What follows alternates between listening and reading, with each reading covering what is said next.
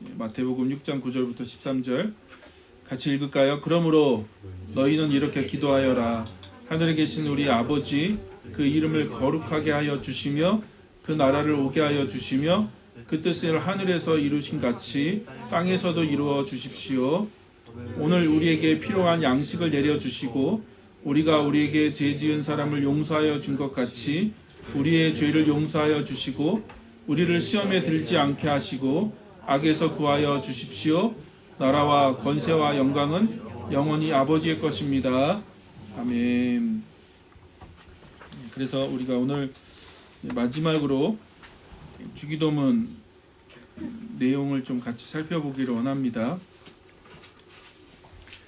계속 말씀드리지만 기도는 대화다라고 말씀드렸고요. 또 우리가 기도를 좀 특별히 주기도문을 좀 우리가 아침마다 고백하자고 얘기하고 있잖아요. 여러분한테도 유인물 나눠드렸고, 그래서 여러분이 아침에 주기도문으로 좀 5분이든 단 몇 분이라도 아니면 좀 긴 시간을 가지고 기도하시면 더 좋겠지만 좀 기도할 수 있었으면 좋겠습니다. 근데 그 기도를 할 때 두 가지, 아버지, 하나님이 아버지 되시고 또 하나님 나라라고 하는 개념을 잘 이해하시고 기도해야 된다고 말씀드렸고요. 그리고 이 땅을 위한 기도다. 땅을 위한, 하늘을 위한 기도가 아니라 이 땅을 위한 기도다라고 하는 것도 말씀드렸습니다. 그래서 하나님 나라가 임하시기를 또 하나님의 뜻이 이 땅에 이루어지기를 기도하는 거죠. 그리고 이 땅에서 우리가 일용할 양식, 또 용서, 또 시험과 악한 자에게서 우리를 구해주시고 시험에 빠지지 않게 해달라고 기도하는 그 모든 것들이 다 땅을 위한 기도다라고 하는 얘기를 지난주에 드렸습니다. 자, 오늘은 이제 그러면 주기도문 마지막 부분을 여러분하고 같이 나눠야 되는데 제가 의도적으로 한 부분을 빼먹고 그 설교를 여러분하고 나눴어요. 혹시 여러분이 발견하셨는지 모르겠습니다. 제가 쭉 주기도문을 순서에 따라서 설교를 했잖아요. 근데 의도적으로 한 부분을 빼고 설교를 했어요. 혹시 뭔지 아세요? 제가 어느 부분을 빼먹고 설교를 하셨는지 아십니까? 자, 다시 주기도문 구조를 좀 보면 말씀드렸듯이 주기도문은 크게 두 부분으로 구성되었다고 말씀드렸어요. 앞부분은 당신 청원, 당신으로 시작하기 때문에 그래요. 당신의 이름이, 당신의 나라가, 당신의 뜻이 라고 하는 이 당신으로 시작을 하기 때문에 우리가 보통 이걸 당신 청원, 청원하는 거거든요. 청원하는 거, 하나님께 청원하는 기도입니다. 주기도문 후반부는 이제 우리로 시작하죠. 그래서 우리에게 필요한 양식, 또 우리에게 죄 지은 자를 용서해 주는 것처럼 우리 죄도 용서해 주십시오. 또 우리를 시험에 들지 않게 하시고 악한 자에게서 구해달라고 하는 기도, 이것도 청원이거든요. 그래서 이걸 우리 청원이라고 말씀드렸습니다. 근데 제가 이 부분 중에 한 부분을 빼먹고 설교했죠. 뭐죠? 맨 첫 부분을 빼먹었어요. 얘기 안 했습니다. 설교할 때. 이 두 번째부터 얘기했죠. 그래서 당신의 이름이라고 하는 그 하나님의 이름에 대한 부분은 제가 빼먹고 설교를 했어요. 의도적으로 그렇게 했습니다. 의도적으로 뺐어요. 왜 그렇게 했냐? 이유는 뭐냐면 이 주기도문의 궁극적인 목적이 뭡니까? 우리가 이 땅을 위해서 기도하는 거긴 해요. 하나님 나라가 이 땅에 임하기를 위해서 기도하는 거고 하나님의 뜻이 이 땅에 이루어지기를 위해서 기도하는 거고 또 그 하나님 나라와 하나님의 뜻을 위해서 살아가는 그 삶에 있어서 오늘 필요한 양식, 그 하나님 나라를 위해서 살아가기 위해서 오늘 필요한 양식, 하나님의 뜻을 이루어가는 삶을 살기 위해서 오늘 필요한 양식을 구하는 거죠. 그리고 그 하나님 나라가 임하고 하나님의 뜻이 이루어지는 것을 위해서 살아가기 위해서 이 땅에서 그것을 이뤄가는 삶을 살아가기 위해서 가장 중요한 부분이 용서라고 말씀드렸잖아요. 용서. 서로 용서하는 거, 그 다음에 용서를 받는 거. 제가 그 용서에 대해서 참 그 하나의 기억이 있는데, 저희 아이들은 기억할 거예요. 그 다른 교회랑 이렇게 아이들을 데리고 몇 년 전에 이제 일본을 갔었습니다. 아이들 데리고 가는 과정에서 좀 이런저런 문제가 있어서 제가 좀 어느 아이한테 화를 좀 냈어요. 이렇게 여권을 분실하면 안 되거든요. 근데 그 아이가 좀 딱 볼 때부터 이제 불안해서 제가 그 아이 옆에서 계속 여권을 잘 들고 다녀라. 여권 분실하면 안 된다. 그것도 공항에서 여권 분실하면 큰일 난다. 너 혼자 다니는 게 아니라 이 공동체로 다니는 것 때문에. 근데 그 아이가 화장실 갔다가 화장실에다 여권을 놓고 온 거예요. 너 여권 어딨냐 그랬더니 없는 거예요. 그래서 제가 이제 그 순간에 좀 화가 나서 이제 그 아이한테 화를 내고 여권 빨리 찾아라. 큰일 난다. 그런데 이제 다행히 여권이 있었어요. 화장실에. 그리고 이제 저녁에 이렇게 숙소에 왔는데 전체 모일 때 제가 좀 전체 앞에서 용서를 좀 구하는 시간을 가졌습니다. 그 아이들도 있고 좀 전체에 있을 때 제가 저녁에 제가 그때 좀 이렇게 감정을 잘 추스리지 못하고 순간적으로 좀 화를 냈습니다. 용서해 주십시오라고 이렇게 용서를 구했는데 그 몇 명의 아이들이 그게 굉장히 인상 깊었던 것 같아요. 그런 얘기를 하더라고요. 몇 번 저한테 그게 자기들한테 굉장히 인상이 깊었다. 왜 그러냐 그랬더니 이제 그 권위자 혹은 부모 혹은 이제 권위자들이 자기들한테 그렇게 용서를 구하는 경험이 거의 없는 거죠. 이 아이들에게. 그래서 목사님이 그 앞에서 많은 사람들 앞에서 자기가 이제 자기들에게 용서를 구하는 것이 굉장히 인상이 깊었다라고 하는 얘기를 하더라고요. 그래서 용서가 중요한 부분이에요. 우리가 용서해 주는 것, 또 용서를 받는 것. 그래서 내가 누군가에게 잘못했을 때 내가 용서를 잘 받아야죠. 그렇죠? 그 사람에게 용서를 받는 것이 중요한 부분이죠. 그래서 용서가 중요하고요. 또 우리가 하나님 나라와 하나님의 뜻을 위해서 살아가기 위해서 그 삶을 방해하는 것들이 시험과 악한 자가 그걸 우리를 방해하죠. 그렇게 살아가지 못하도록. 그래서 주기도문은 땅을 위한 기도고 이 땅에서 살아가는 우리들의 기도죠. 그렇죠? 여러분이 꼭 기억해야 될 것 중에 하나는 주기도문에 나라고 하는 단어는 없어요. 그러니까 나를 위한 기도가 아닙니다. 주기도문은 철저하게 우리를 위한 기도고 하나님을 위한 기도죠. 그렇죠?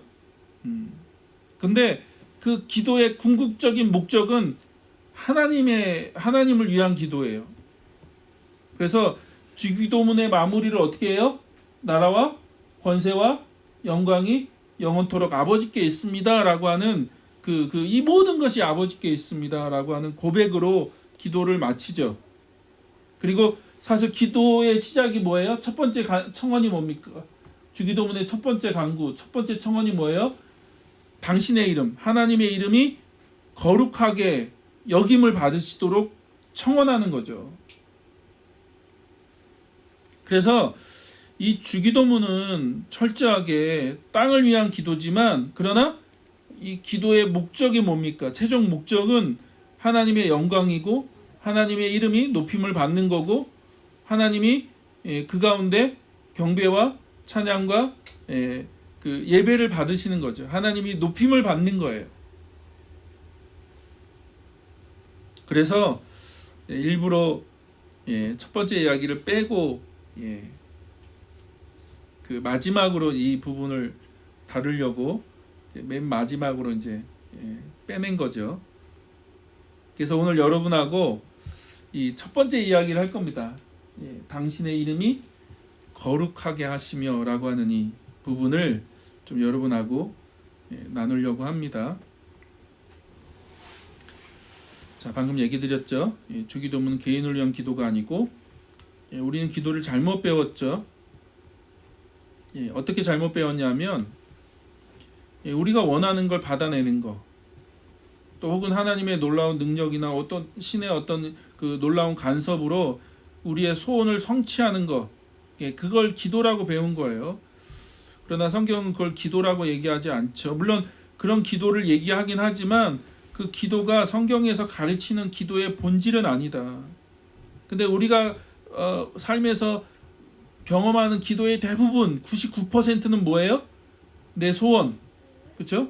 내 어떤 그 기도의 리스트를 작성해서 그 기도가 얼마나 응답이 됐냐, 얼마나 그 소원이 성취됐냐, 내가 기도하고 간구한 것들이 얼마나 하나님이 응답해 주셨냐, 그런 거에 너무 포커스가 있잖아요. 그래서 조지 물러가 3만 번 기도 응답 받았다, 막 그런 거에 너무 포커스가 있는 거예요. 그러니까 사실 조지 물러의 기도 방법이 다른 방법이 있어요. 우리가 아는 그런 기도를 조지 물러가 한 게 아니에요. 그 책을 읽어보면 조지 물러의 기도는 다른 방법이 있어요. 근데 우리는 뭐에 더 관심이 있어요?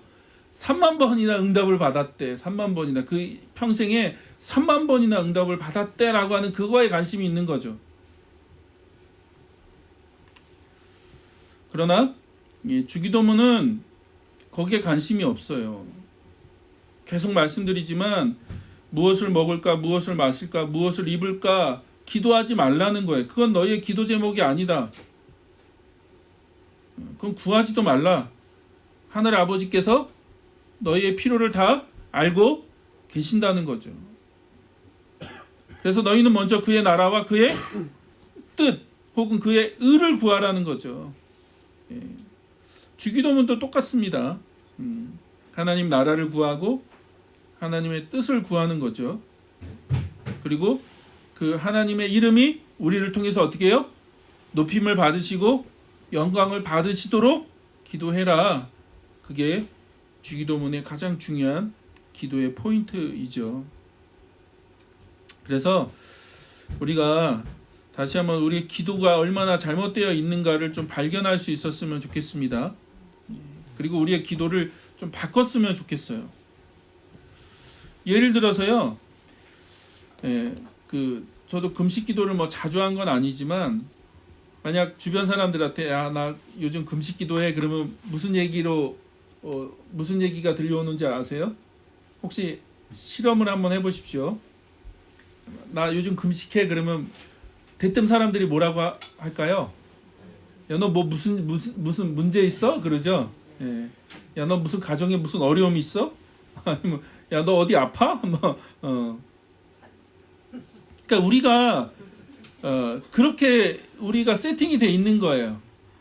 우리 안에 뭔가 문제가 있고 우리 안에 어떤 뭔가 이렇게 막 해결해야 될 커다란 문제가 있으면 금식해서라도 하나님께 매달리고 하나님께 그것을 좀 해결해 달라고 해야 된다고 생각하는 거예요. 그래서 금식한다 그러면 성경은 어떤 금식이라는 게 막 때를 써서 받아내는 기도를 얘기하는 게 아니거든요.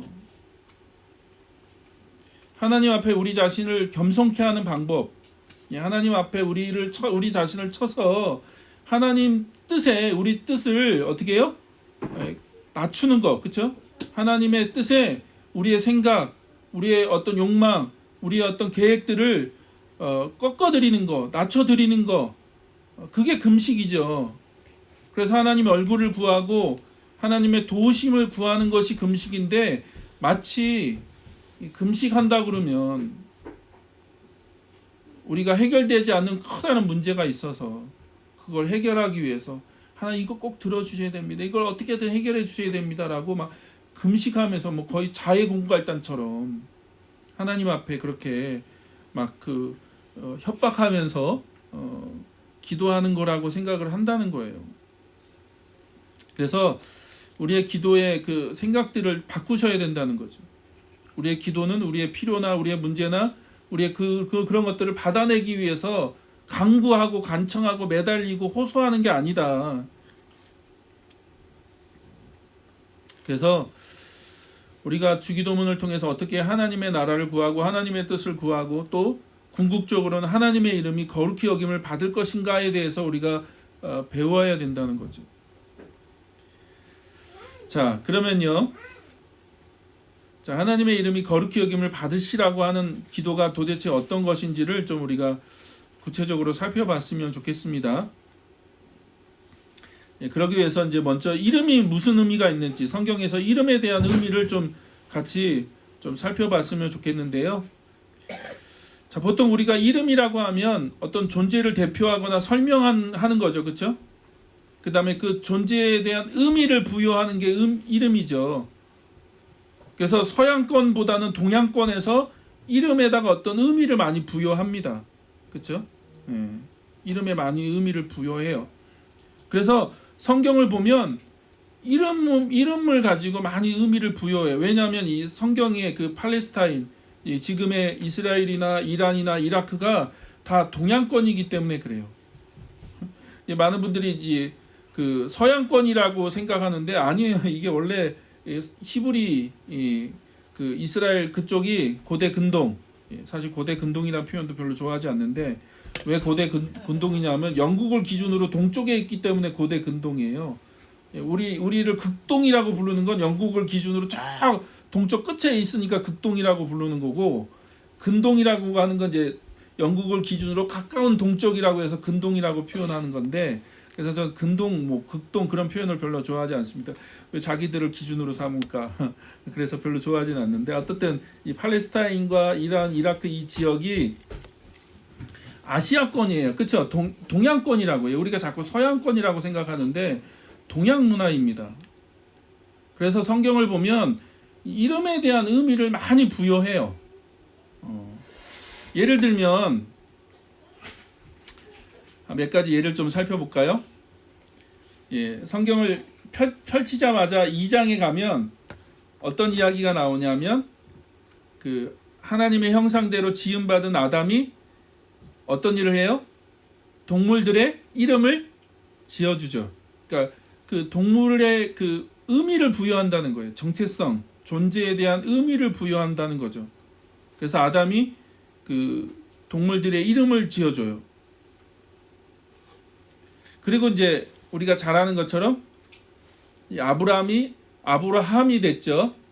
원래 아브라함은 이제 높은 아버지라는 의미인데 아브라함이라고 바꿈으로 인해서 큰 무리의 아버지, 뭐 열국의 아버지라는 그런 이름을 하나님 바꿔주시잖아요.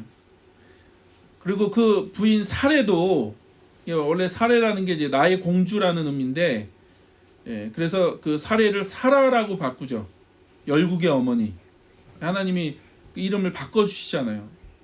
그러니까 이름을 바꾼다는 건 존재의 의미를 바꾸는 거거든요. 또 야곱, 아브라함의 손자죠. 야곱, 원래 발꿈치를 잡다라는 의미인데 하나님이 그 야곱의 이름을 뭘로 바꿔주세요? 이스라엘이라는 이름을 바꿔주시죠. 하나님과 겨루어서 이긴 자라고 하는 의미의 이스라엘이라는 이름으로 바꿔주시죠. 그러니까 이름을 바꾼다는 건 존재를 바꾼다는 거예요.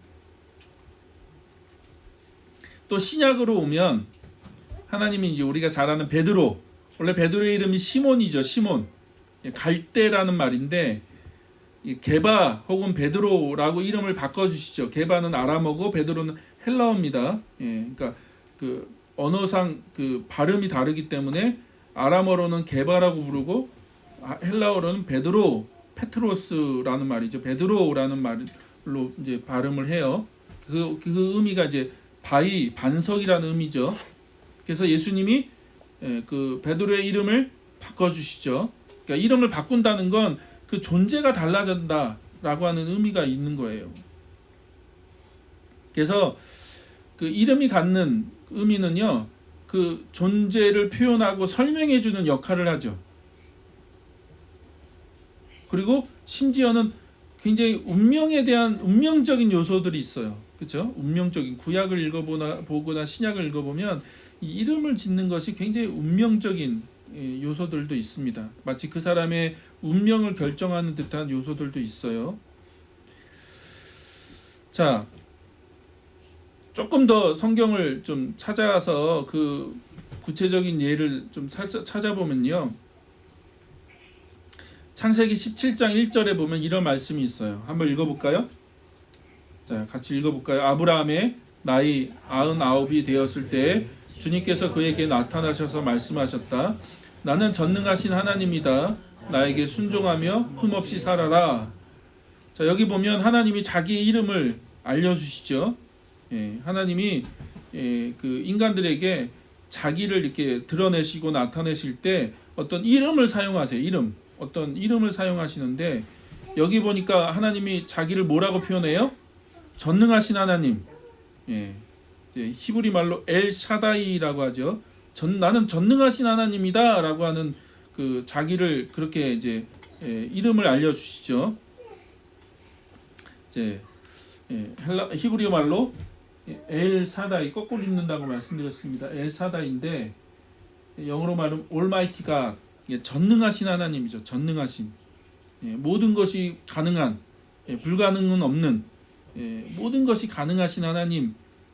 그게 이제 엘 샤다이, 전능하신 하나님인데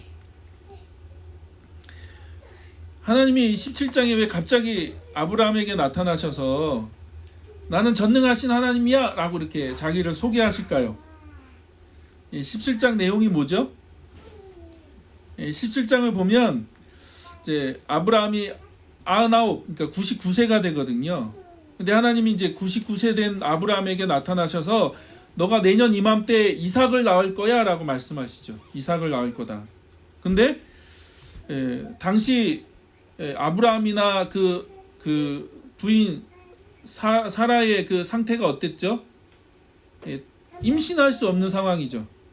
특히 사라가 이제 폐경이 됐기 때문에 도저히 인간적으로는 임신을 할 수 있는 상황이 아니었다고요.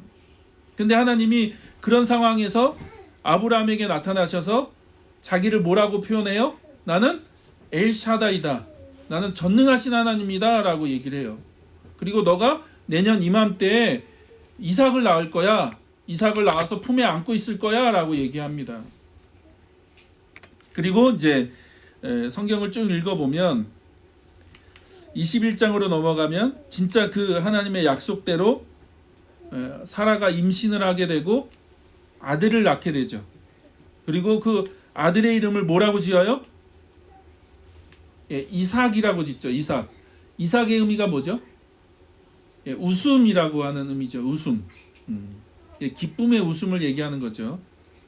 근데 17장과 그 전후를 보면 하나님이 아브라함에게 나타나셔서 너가 이제 아들을 낳을 거다라고 했을 때 아브라함이 웃거든요. 웃어요. 근데 아브라함의 웃음은 어떤 웃음이에요? 허탈한 웃음이거든요. 자기가 막 별짓을 다 했는데 쉽게 말하면 자기 종을 데리고 와서 얘가 나의 후계자가 될 거다. 그리고 하갈을 통해서 이스마엘도 낳고 하여튼 아브라함이 여러 가지 일을 했는데 하나님이 다 아니라고 얘기하시잖아요. 아니다. 네 사라가 아들을 낳을 거다라고 얘기하시니까. 근데 이제 다 끝났어요. 이제 도저히 자기 아내가 임신할 수 있는 상황이 아니야. 근데 하나님이 나타나갖고 네가 아들을 낳을 거다라고 하니까 아브라함이 웃죠. 근데 그 아브라함의 웃음은 허탈한 웃음이죠. 허탈한 웃음. 그리고 그 하나님의 그 말씀을 그 사라도 옆에서 들었는데 사라도 웃죠. 그렇죠? 사라의 웃음은 뭐죠? 비웃음이거든요. 비웃음. 속으로 웃었다라고 돼 있는데 비웃음이죠. 왜냐하면 자기 몸을 아니까, 자기 몸의 상태를 아니까 지금 내가 지금 폐경이 돼서 임신할 수가 없는데 하나님이 네가 아들을 낳을 거다라고 하니까 말도 안 되는 이야기를 하고 있는 거잖아요. 지금 내가 어떻게 아들을 낳고 어떻게 내가 임신을 해라고 하는 그 생각이 있었기 때문에 하나님 말씀을 들을 때 속으로 비웃었거든요. 근데 진짜 하나님의 약속대로 21장에 사라가 임신을 하게 됐고 아들을 낳았죠. 그리고 재밌게도 하나님이 그 아들의 이름을 뭐라고 지으라고요? 웃음을 의미하는 이삭이라고 지으라고 하시는 거예요. 그건 기쁨의 웃음이죠. 기쁨, 진짜 기쁨. 그들이 아들을 안을 때 얼마나 기쁘겠어요. 사라도 기쁠 거고 아브라함도 기쁠 겁니다. 그러면 하나님이 17장에 아브라함에게 나타나실 때 내가 엘사다이다 라고, 난 전능하신 하나님이야 라고 말씀하신 의도가 뭐죠? 하나님 가능하다는 거예요. 너는 불가능하다고 생각하겠지만 네 생각에는 임신이 어떻게 가능해? 내가 어떻게 아들을 낳아? 라고 생각하겠지만 하나님에게는 그게 어렵지 않다는 거예요. 왜? 하나님은 엘샤다이, 전능하신 하나님이기 때문에. 그러면 아브라함이나 사라나 그 하나님을 21장에 가서 임신하게 되고 아들을 낳을 때 그들이 정말 하나님이 엘사다이 하나님이구나, 진짜 하나님이 전능하신 하나님이구나라고 알게 됐겠죠. 그렇죠? 그리고 그 엘샤다이 하나님을 찬양했을 거고 고백했을 거고 그 하나님을 예배했을 겁니다. 그 사건을 통해서 하나님이 어떤 분이신지를 알게 됐다는 거죠. 그래서 성경은요, 하나님이 자꾸 자기 이름을 이렇게 드러내세요. 나타내시고 말씀하세요. 자, 비슷한 예가 출애굽기 15장에 있습니다.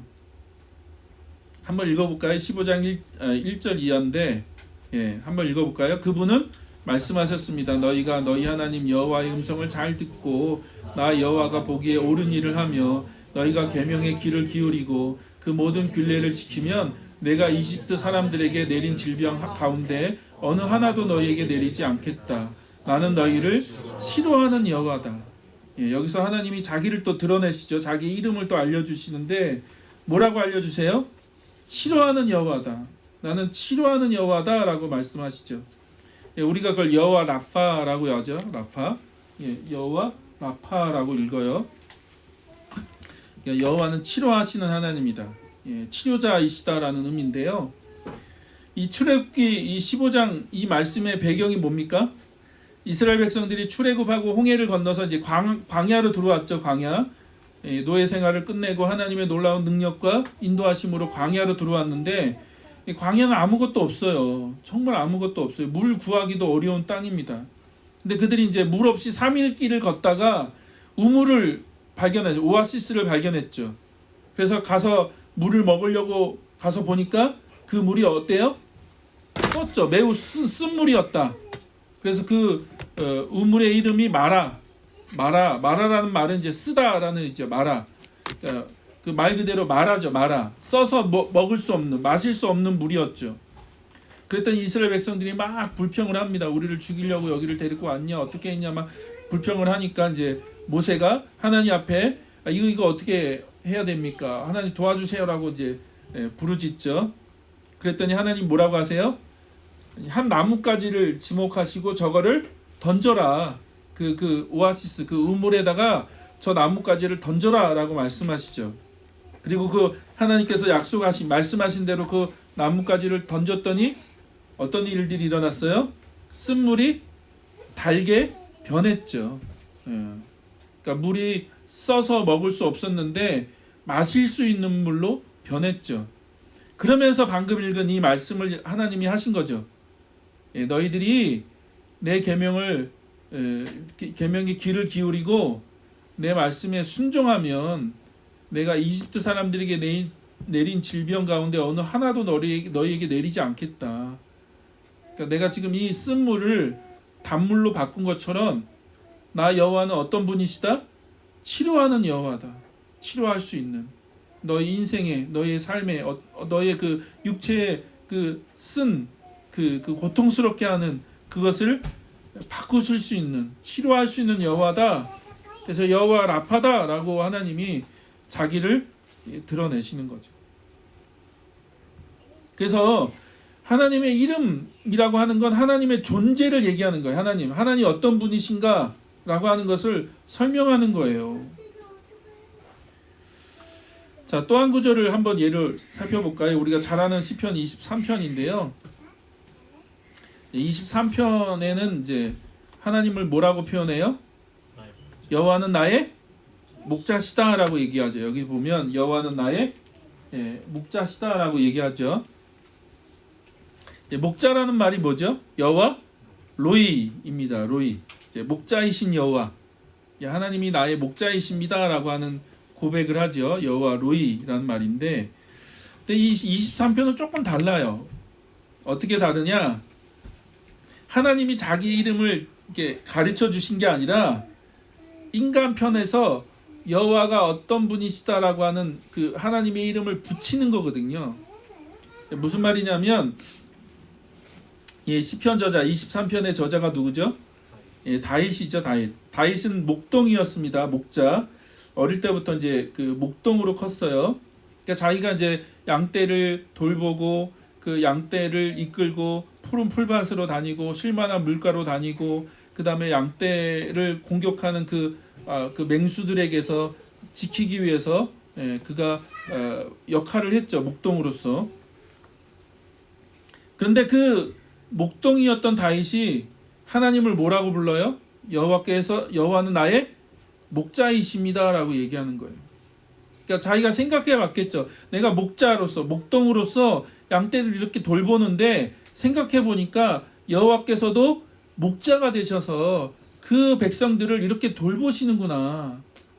내가 그 양떼를 푸른 풀밭으로 인도하는 것처럼, 아니면 쉴만한 물가로 인도하는 것처럼, 아니면 막대기와 지팡이로 양떼를 이끌고 혹은 맹수로부터 보호하고 하는 그런 역할을 하는 것처럼 하나님도 목자로서 우리 삶 가운데 그런 일들을 하시는 분이시구나라고 하는 고백을 하는 거죠.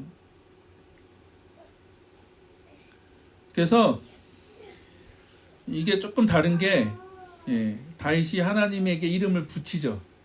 여호와는 목자이십니다. 여호와 로이라고 하는 이름을 붙이죠. 그래서 두 가지가 다 가능해요. 두 가지. 성경인 두 가지가 다 나옵니다. 하나님이 자기 이름을 드러내실 때도 있고요. 가르쳐 주실 때도 있고, 아니면 그 하나님을 경험한 사람들, 하나님의 그 성품을 경험하고 하나님의 그 일하심을 경험한 사람들이 하나님의 이름을 붙이는 거죠. 고백하는 거죠. 하나님 이런 분이십니다라고 하나님의 이름을 붙이기도 하고요. 그 모두가 다 하나님의 이름과 관계되어 있는 거죠. 근데 말씀드렸듯이 그 이름은 그 존재를 설명한다는 거예요. 존재. 그래서 하나님을 경험할 때 그 경험을 바탕으로 하나님께 이름을 붙이기도 하고, 반대로 하나님 자신이 그 이름을 통해서 자기를 알려주시기도 하죠. 그래서 하나님의 이름을 경험한다는 것은 하나님을 경험하는 거예요. 하나님을 경험하는 것. 그리고 하나님의 이름을 안다는 것은 하나님을 안다는 것을 의미하는 거죠. 그러면 이렇게 우리에게 질문할 수 있겠죠. 여러분, 하나님을 얼마나 알고 계신가요? 여러분, 얼마나 하나님의 이름을 경험하고 계신가요? 지난 한 주 동안 내가 어떤 하나님을 경험했을까? 그 하나님에게 이름을 붙일 수도 있고, 아니면 그 하나님의 이름을, 어떤 하나님의 이름을 경험했느냐라고 우리가 우리 삶을 좀 돌아볼 수도 있고요. 그래서 이제 하나님의 이름이라고 하는 건 하나님의 존재를, 하나님이 어떤 분이신가라고 하는 것을 설명하는 이야기다. 근데 우리가 주기도문에서 그 하나님의 이름이 어떻게 해요? 거룩하게 하여 달라고, 거룩히 여김을 받게 해달라고 기도하는 거죠. 그러면 거룩이라는 것도 무엇인지 좀 살펴볼 필요가 있습니다. 거룩이 뭐냐? 사실 거룩이란 단어도 사실 많이 오해하는 부분인데요. 우리가 보통 거룩이란 단어를 들으면 이제 두 가지 생각을 하는 것 같아요.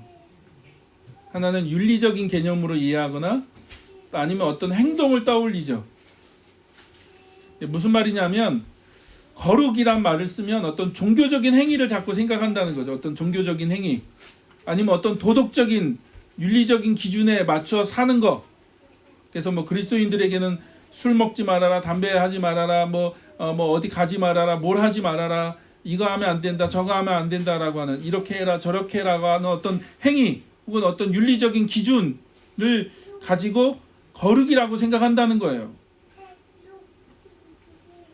근데요, 성경이 말하는 거룩은 그런 게 아니에요. 그런 게 아닙니다. 성경이 말하는 거룩은 단순 윤리도 포함되지만 윤리나 도덕을 얘기하는 게 아니고 어떤 행위를 얘기하는 게 아니에요. 자, 성경에서 거룩은 하나님과 연결된 단어죠. 특히 하나님의 존재와 연결된 단어입니다. 하나님의 존재. 무슨 말이냐면, 거룩이란 말을 히브리 말로 카도시라고 하거든요. 카도시. 거룩. 영어로 하면 홀리, 형용사죠. 홀리. 카도시라는 단어인데, 이 카도시라는 단어의 어원에는 두 가지 의미가 있습니다. 첫 번째는 다름이라고 하는 의미가 있고요. 두 번째는 분리라고 하는 의미가 있어요. 다르다라는 의미가 있고 분리한다라는 의미가 있어요.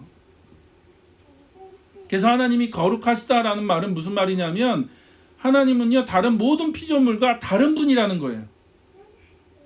이해되세요? 하나님이 거룩하시다라는 것은 그 피조물과 분리된 분이라는 거예요. 분리된, 구별된, 완전히 다른 분이라는 의미가 있어요. 무슨 말입니까? 무슨 말이에요? 인간은 유한하지만 하나님은 무한하시죠. 그렇죠? 다른 분이에요. 인간과 완전 다른 분. 이 피조물과는 완전히 다른 분이에요. 비교가 안 되는 분. 차원이 다른 분이란 거죠. 구별되는 분. 그래서 인간은 유한하죠. 연약하고 유한합니다. 그러나 하나님은 무한하시고 전능하신 분이시죠. 그러니까 다른 분이라고요. 그러니까 존재 자체가 완전히 구별되고 완전히 다른 분이라는 의미가 그 안에 있어요. 하나님이 무엇인가 하셔서 거룩하신 분이 아니라는 얘기예요. 하나님이 무슨 윤리도덕을 잘 지키셔서 하나님이 거룩한 분이시거나 하나님이 무엇인가를 행하셨기 때문에 하나님이 거룩한 분이라고 얘기하는 게 아니라 하나님은요 그 존재 그 자체로 완전히 다른 분이기 때문에 거룩한 분이세요. 그게 성경의 의미예요. 카도시라고 하는 말의 의미입니다. 그러면요 이름은요 성격이나 성품을 의미하는 거죠. 그렇죠? 관계적인 측면이에요. 이름은 성격이나 성품을 의미하고 거룩은 하나님의 존재 그 자체를 묘사하는 거죠. 자, 근데요 성경을 읽어보면 그 거룩하신 하나님이 당신의 백성들에게, 당신의 자녀들에게 두 가지를 요구하세요.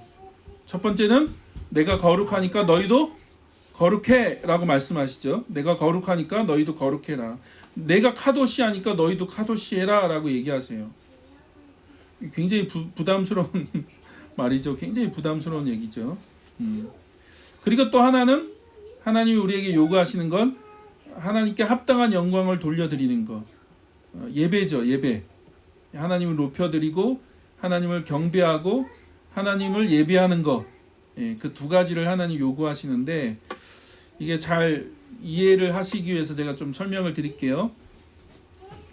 자, 하나님과 하나님 백성 사이에 관계가 있는데 그거는 자 방금 얘기한 것처럼 하나님 거룩하시니까 너희도 어떻게 해요? 거룩해라 라고 얘기하시죠. 그렇죠? 내가 거룩하니까 너희도 거룩해. 그러니까 이건 행위의 완전을 얘기하는 게 아니라 너희가 죄를 하나도 지으면 안 돼. 너희들이 완벽해야 돼. 퍼펙트 해야 된다고 얘기하시는 게 아니에요. 카도시 거룩이 뭐라고요? 구별이라 구별, 분리, 구별. 그러니까 하나님이 구별된 분이시죠. 근데 그 구별된 분이 우리에게 뭘 요구하세요? 너희도 거룩해. 너희도 구별돼야 돼 라고 얘기하시는 거죠. 무슨 말이냐면 자 이웃과의 관계에서 다른 삶을 살라는 거예요. 다른 삶, 구별된 삶을 살라는 거예요. 분리된 삶을 살라는 거예요. 그러니까 어울리지 말아라, 상종하지 말아라 그런 의미가 아니라 하나님을 모르는 사람들과는 다른 삶의 방식을 가지고 살아야 된다. 그게 거룩이죠. 그래서 율법을 보면 하나님이 그 다른 삶의 방식을 요구하시는 거예요. 율법의 내용, 구약의 율법의 내용을 보면 하나님이 이스라엘 백성들에게 완전히 다른 삶의 방식들을 요구하시는 거예요. 왜냐하면 그게 구별, 거룩이기 때문에. 예를 들면요, 구약에 보면 나그네를 잘 대접해라. 또 너희들 가운데 가난한 자들을 돌봐라. 연약한 자들, 또 노약자들, 억울한 일이 생기지 않도록 공평하게 재판하고 그들을 위해서 너희들이 추수할 때 좀 남겨놓고 이렇게 하고 저렇게 하고 하면서 이스라엘 공동체에게 전혀 다른 방식을 요구하시거든요. 왜요? 그들이 거룩한 공동체이기 때문에, 거룩한 사람들이기 때문에. 그걸 우리들에게 적용하면 뭐가 될까요? 그걸 우리들에게 적용하면 오늘 우리 에게 적용하면 하나님 나라의 삶을 살라는 거죠. 하나님의 통치, 세상의 통치를 받는 게 아니라 세상 욕심의 통치, 돈의 통치, 명예와 성공과 부를 추구하는 이 세상 사람들의 삶의 방식과는 전혀 다른 방식의 삶. 그게 하나님 나라의 삶이라고 말씀드렸잖아요. 그래서 업사이드 다운, 뒤집어진 나라. 하나님 나라는 뒤집어진 나라라고요. 거꾸로 된 나라. 그래서 세상은 권력을 가진 사람들이 사람들을 조종하고 통제하고 명령하고 부리는 거죠. 그렇죠? 근데 예수님 뭐라고 하세요? 높은 사람이 섬기는 거다. 왜요? 그게 하나님 나라의 방식이기 때문에. 몇 번 말씀드렸지만 가장 대표적인 게 팔복이죠. 팔복. 가난한 자가 복이 있다. 세상 방식으로는 가난한 자는 복이 없어요. 가난이 뭐가 복입니까? 그렇죠? 가난하다는 게 뭐가 복이에요? 세상의 기준으로는 가난은 복이 아니에요. 그러나 하나님 나라에서는 심령이 가난한 자는 복이 있다. 애통하는 자는 복이 있다. 애통이 뭐가 복이 있습니까? 막 슬피 우는 거거든요. 가슴을 치면서 슬피 우는 건데 애통하는 게 왜 복입니까? 근데 하나님 나라에서는 애통하는 자가 복이 있는 거죠. 의에 줄이고 목마른 자가 복이 있다. 줄이고 목마른 게 뭐가 복입니까? 근데 하나님 나라에서는 줄이고 목마른 게 복이 있다는 거예요. 그게 복이다.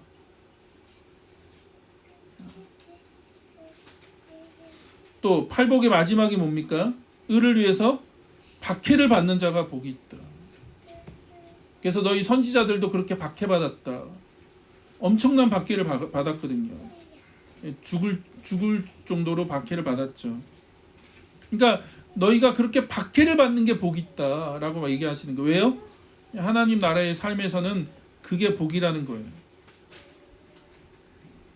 그리고 팔복 끝나고요. 팔복 끝나고 그 다음 이어지는 얘기가 뭡니까? 그 다음 이어지는 얘기가 뭐예요? 유명한 얘기가 나오죠. 소금과 빛에 대한 얘기죠. 그러면 무엇이 소금이고 무엇이 빛입니까? 너희들이 세상의 소금이다. 너희들이 세상의 빛이다 라고 얘기하시는데 소금의 삶이 뭐고 빛으로 산다는 게 뭡니까? 그게 팔복으로 산다는 거죠.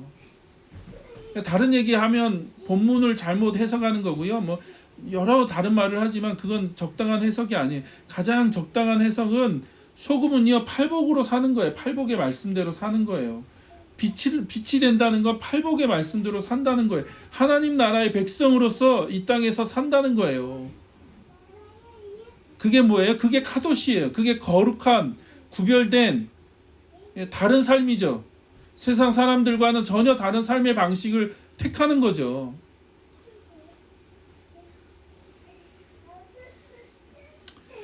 자, 그래서요 하나님 백성이 이 땅에서 그런 거룩한 삶을 살 때 그 우리의 삶을 통해서 우리의 그런 카도시를 통해서 우리의 그 삶을 본 사람들이 하나님을 어떻게 해요? 예배하고 경배하고 하나님의 이름을 높이겠죠. 그게 바로 뭐예요? 하나님의 이름을 거룩하게 하는 거죠. 이해되세요? 예. 근데요 여기서 가장 중요하게 한 가지 빼놓지 말아야 될 게 예배입니다. 예배. 그래서 하나님의 카도시하고 우리의 카도시는 좀 달라요. 하나님의 거룩과 우리의 거룩이 달라요. 그렇죠? 존재 자체가 다르니까 하나님은 우리에게 하나님의 그 카도시를 요구하시는 게 아니에요. 그건 말도 안 되는 거예요. 우리는 유한할 수밖에 없는 존재고 하나님은 무한하신 분이시잖아요. 근데요 잘 보세요. 하나님의 그 거룩 앞에 서면요 인간이요 하나님 앞에 꼬꾸라지게 돼 있어요. 그 하나님이 너무나 거룩하니까 존재 자체가 완전히 다른 분이기 때문에 그러니까 하나님의 카도시가 너무나 인간이 감당할 수가 없거든요. 그래서 하나님의 그 카도시 앞에 인간이 엎드리죠. 그걸 뭐라고 표현해요? 그게 예배예요. 그게 예배. 그게 예배입니다. 그리고 그 성경은 그걸 영광이라고 표현하는 거예요. 영광. 영광은 다른 게 아니고요. 이제 그 히브리어로 보면 무겁다라는 의미잖아요. 무겁다. 하나님의 그 카도시가 감당이 안 되는 거거든요. 하나님의 그 거룩 앞에 서면 하나님의 그 존재 자체, 인간과 하나님의 존재 자체가 다르기 때문에 인간이 하나님을 감당하기가 어려워요. 그러니까 하나님 앞에 엎드려지는 거죠. 그걸 이제 영광이라는 표현을 쓰거든요. 영광. 그래서 인간은 하나님을 보지 못해요. 본 사람이 없어요. 다 하나님의 영광을 본 거죠. 하나님의 그 영광을 본 거죠. 그 하나님의 카도시가 발현되면 그게 영광인데, 그게 예배죠. 그 하나님의 영광 앞에 엎드리는 거. 그래서 하나님이 어떤 분이신지, 하나님 얼마나 놀라운 분이신지, 그 하나님께 합당한 찬양과 경배와 고백을 드리는 거. 하나님 그 존재를 높여드리고 하나님 어떤 분이신지를 그 고백하는 거, 그게 예배잖아. 예배, 그렇죠? 그러면 그 예배를 통해서 하나님을 경험하죠. 하나님의 카도시를 경험하고 하나님의 거룩을 경험한 사람들이 이제 그 세상에 나가서 어떻게 살아야 돼요? 거룩한 삶을 살아야 돼요. 거룩한 삶. 그게 이제 구별된 삶이라고요. 전혀 세상과는 구별된 방식의 삶을 사는 거예요. 근데 안타깝게도 저는 오늘날 한국 교회가 세상으로부터 욕을 받는 이유가 뭐죠? 구별된 삶을 못 사니까요. 너희들이 사는 삶이나 우리가 사는 삶이나 별 다른 게 없네. 너희들도 돈을 추구하고 명예를 추구하고 성공을 추구하고 우리도 명예를 추구하고 성공을 추구하는데 뭐가 다르냐? 너희들의 삶이나 우리가 사는 삶이나 다를 바가 없네. 오히려 더 추악할 수도 있고요. 더 악랄할 수도 있고 더 더러울 수도 있죠. 그것 때문에 지금 한국 사회에서는 하나님의 이름이 욕을 먹고 있는 거죠. 하나님의 이름이 거룩히 여김을 받는 게 아니라 하나님의 이름이 오히려 더 사람들로부터 욕을 먹고 있고 비난을 받고 있고 더 하나님의 이름이 그 세상에서 조롱거리가 된 거죠.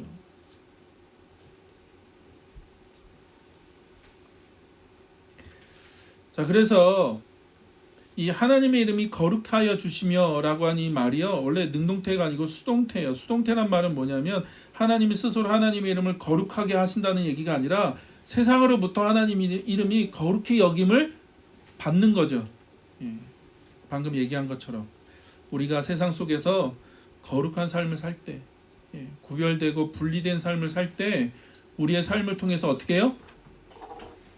사람들이 하나님의 이름을 예배하고 하나님의 이름을 높이고 하나님의 이름을 경배하게 되는 거죠. 그게 하나님이 원하시는 거죠. 그래서 정리하겠습니다. 마무리를 하면 주기도문의 제일 첫 번째 그래서 청원이 뭐예요? 제일 첫 번째 청원이요, 하나님의 이름이 이 세상에서 거룩히 여김을 받게 해달라고 청원하는 거예요. 거룩히 여김을 받게 해달라고. 그래서 우리의 기도의 가장 우선순위, 가장 먼저 구해야 될 게 뭡니까? 우리의 욕심도 아니고요, 우리의 성공도 아닙니다. 우리가 제일 먼저 구해야 될 것은 하나님, 오늘 우리의 삶을 통해서 이 교회를 통하여 하나님의 백성들을 통하여 그들이 이 땅에서 거룩하고 구별된 삶으로 인해서 하나님의 이름이 이 세상 속에서 영광을 받으십시오, 찬양을 받으시고 높임을 받으십시오라고 하나님 앞에 그걸 청원하는 거예요. 그리고 다시 말씀드리지만 하나님의 백성들의 거룩한 삶은 다른 게 아니라 하나님 나라의 삶을 사는 거죠.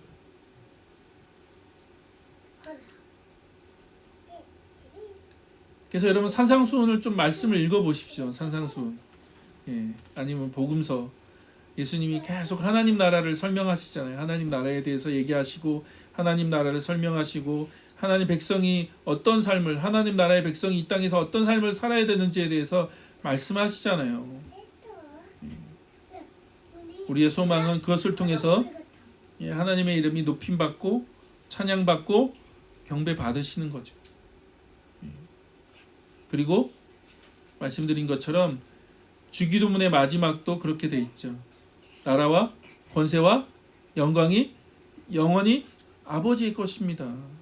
예. 그래서 오직 하나님만 영광 받으시고 하나님만 찬양 받으시라고 우리가 기도하는 거예요.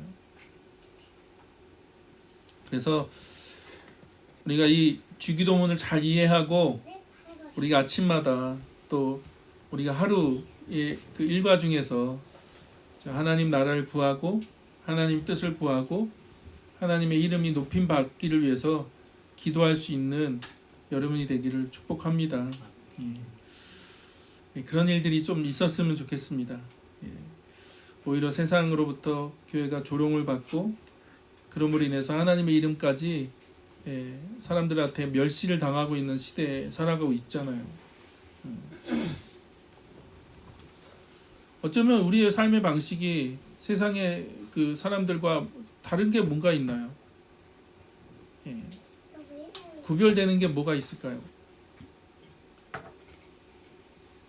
그래서 다시 한번 하나님 나라를 잘 이해하시고 하나님 나라를 구하시는 삶이 되기를 주의 이름으로 축복합니다. 예. 기도하겠습니다.